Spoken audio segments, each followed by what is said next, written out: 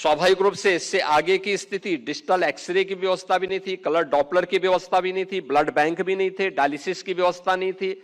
Oxygen plant नहीं थे और अन्य क्रिटिकल केयर के लिए भी कोई बेहतर व्यवस्था यूपी के अंदर, लखनऊ को छोड़ दें तो अन्य जनपदों में नहीं थी। कोविड से जुड़ी हुई समस्या के बारे में प्रधानमंत्री जी ने अपनी पहली वीडियो कॉन्फ्रेंस में हम सबका ध्यान आकर्षित किया था। उन्होंने कहा, देखिए ये अभी जो कोविड आ रहा है, ये फर्स्ट वेव इसकी आ रही है, हमें इसके प्रति सतर्कता और बचाव का उपाय करना है। इसकी सेकंड वेव भी आएगी, याद करना आईसीयू की आवश्यकता पड़ेगी और ऑक्सीजन प्लांट की भी आवश्यकता पड़ेगी। अगर हम तैयारी कर सकते तो हमें तैयारी करनी चाहिए तत्काल। भारत सरकार ने सहयोग किया, राज्य सरकार ने अपने संसाधनों को खोला। परिणाम था कि हम लोगों ने सभी 75 जनपदों में आईसीयू बेड्स बढ़ाए। हमने लखनऊ के अपने 3 जो महत्वपूर्ण हेल्थ केयर के सेंटर थे, एसजीपीजीआई, केजीएमयू और आरएमएल को इसके लिए तैयार किया कि ये लोग यहां पे हर जनपद से जुड़े हुए, क्रिटिकल केयर से जुड़े हुए उन जो भी वहां के चिकित्सक हैं उनको यहां पे ट्रेन करें, मास्टर ट्रेनर तैयार करें। जनपद के लिए तैयार हो जाएंगे वे लोग, जनपद की टीम को फिर से वहां पे ट्रेनिंग देंगे और ट्रेनिंग के कार्यक्रम भी उस दौरान हम साथ साथ चलाते रहे। लेकिन साथ साथ हम लोगों ने उस समय वर्चुअल आईसीयू भी संचालित हो सकते हैं, लेकिन वह तब जब जिस क्षेत्र के लिए आप इसको जारी कर रहे हैं वहां पे कोई ट्रेन मैन पावर खड़ा हो, उसके साथ उस प्रकार की टीम हो जो मानसिक रूप से उसके लिए तैयार हो। और वर्चुअल आईसीयू हम लोगों ने कोविड कालखंड में सफलतापूर्वक प्रदेश के अंदर संचालित किए। आज हमारे पास ये सभी प्रकार की सुविधाएं हर जनपद में मौजूद हैं। डायलिसिस की सुविधा भी हर जनपद में मौजूद है, ब्लड बैंक भी हर जनपद में मौजूद है, कलर डॉपलर और अन्य हर प्रकार की वे सुविधाएं हमारे पास यहां पर मौजूद हैं। और साथ साथ प्रदेश के अंदर हम लोगों ने इस दिशा में टेली कंसल्टेशन की व्यवस्था भी काफी दूर दराज के क्षेत्रों में, मेरा मानना है कि यह एक ऐसा फील्ड है जिसमें हम और अच्छा कर सकते हैं, जिसके माध्यम से हम लोग बेहतरीन रिजल्ट दे सकते हैं। और उसी रिजल्ट को देखते हुए उत्तर प्रदेश सरकार ने आज इस दिशा में कुछ नए कदम उठाने प्रारंभ किए हैं, जिस दिशा में मैं ध्यान आपका आकर्षित करना चाहूंगा। खासतौर पर हम लोगों ने जो आज प्रदेश के अंदर कदम उठाए, यानी कोई कल्पना नहीं करेगा कि अगर हमारे पास तकनीक नहीं होती तो हम लोग उत्तर प्रदेश के जिन 75 में से 38 जनपदों में इंसेफ्लाइटिस से मौतें होती थी उसको नियंत्रित नहीं कर पाते। जहां हर वर्ष 1200-1500 बच्चों की मौत होती थी, इतने ही बच्चे शारीरिक और मानसिक रूप से अक्षम हो जाते थे। आज उसी प्रदेश में आज इंसेफ्लाइटिस से होने वाली किसी भी प्रकार की मौत 0 है, एकदम 0 तक हम लोग को पहुंचाने में सफल हुए हैं। एक फोकस्ड कार्रवाई और सरकार के द्वारा सर्विलांस को बढ़ाने का परिणाम क्या था कि उसको हम लोगों ने पूरी तरह समाप्त करने में, उसको प्रदेश से उन्मूलन करने में सफलता प्राप्त की। लेकिन आगे क्या, आगे हम क्या कुछ करना चाहते हैं, अभी भी चैलेंज हम सबके सामने है। और परिणाम अभी तक तो आए हैं कि अभी तक जो कुछ भी हमने किया है उसमें हमने मातृ मृत्यु दर को, यानी एमएमआर, आईएमआर, इन सब में हम लोगों ने सुधार किया, बेहतर सुधार हुआ है। अब यूपी बॉटम में नहीं, नेशनल एवरेज के समकक्ष चला जा रहा है। लेकिन हमें अब उससे भी आगे की एक नई लड़ाई को आगे बढ़ाना है। और इस दिशा में संस्थागत प्रसव में जो यहां प्रदेश के अंदर सुधार हुआ है, यह भी अत्यंत महत्वपूर्ण है। वे तमाम नेशनल प्रोग्राम जो आदरणीय प्रधानमंत्री जी के विजन से आज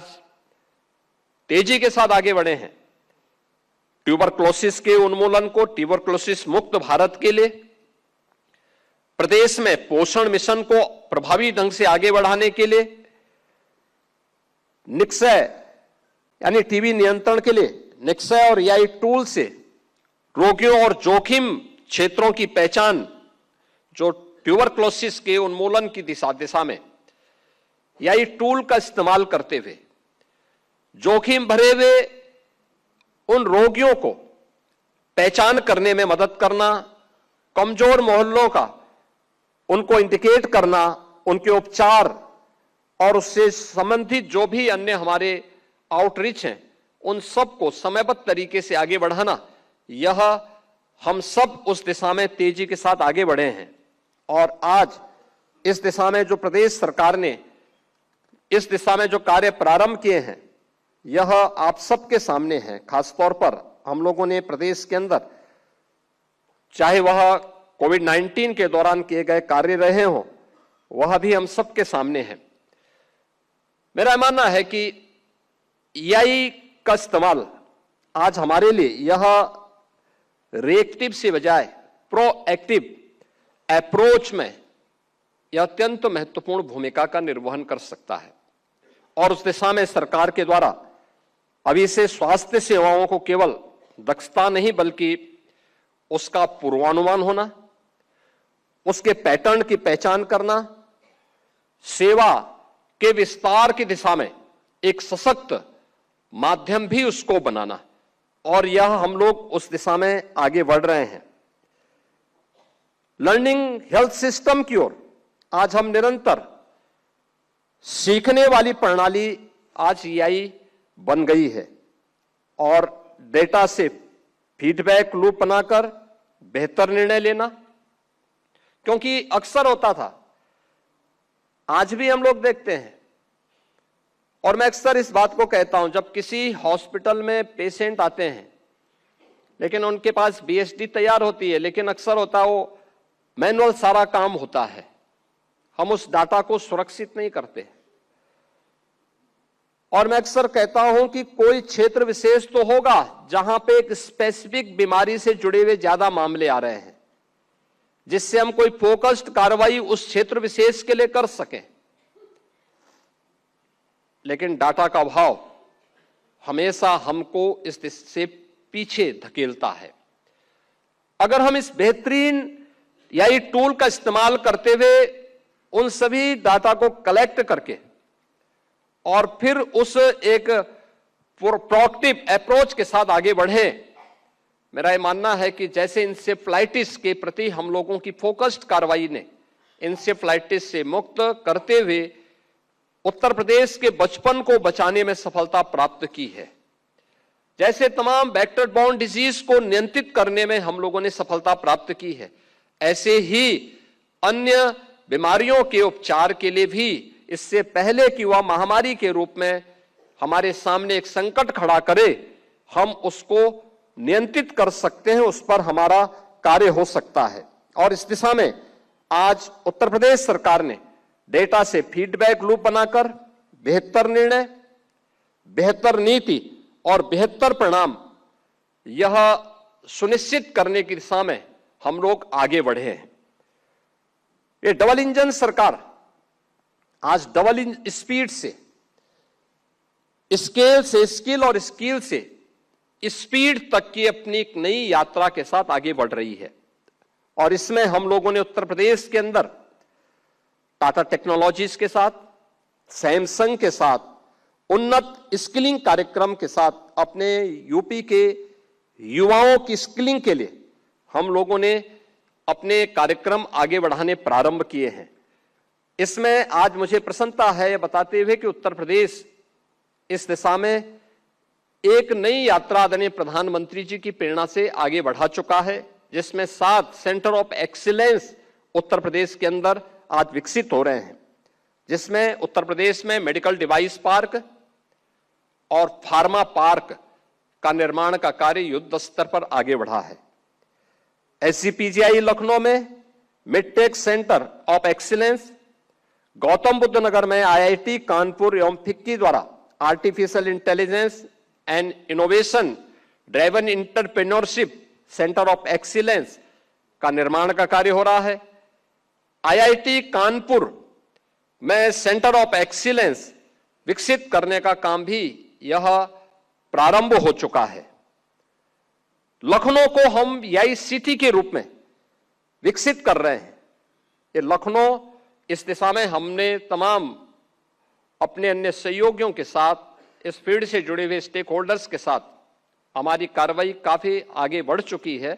और लखनऊ एआई सिटी के रूप में विकसित होगा, यह तो हम लोग कार्य कर रहे हैं। साथ ही साथ उत्तर प्रदेश ने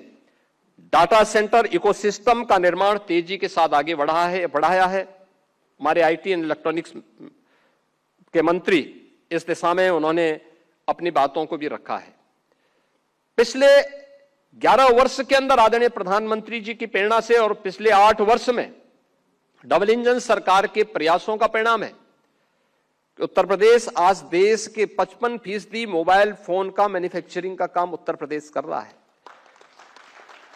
देश के अंदर इलेक्ट्रॉनिक्स कंपोनेंट का निर्माण 60% अकेले उत्तर प्रदेश के अंदर हो रहा है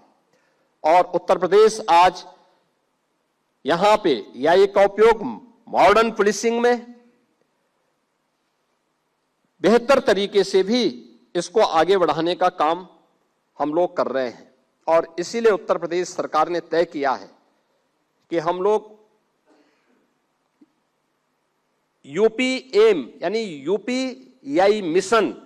जो लगभग हमारा 2000 करोड़ का होगा, उसको हम अगले 3 वर्ष के अंदर फेज वाइज आगे बढ़ा करके आदरणीय प्रधानमंत्री जी के इस विजन को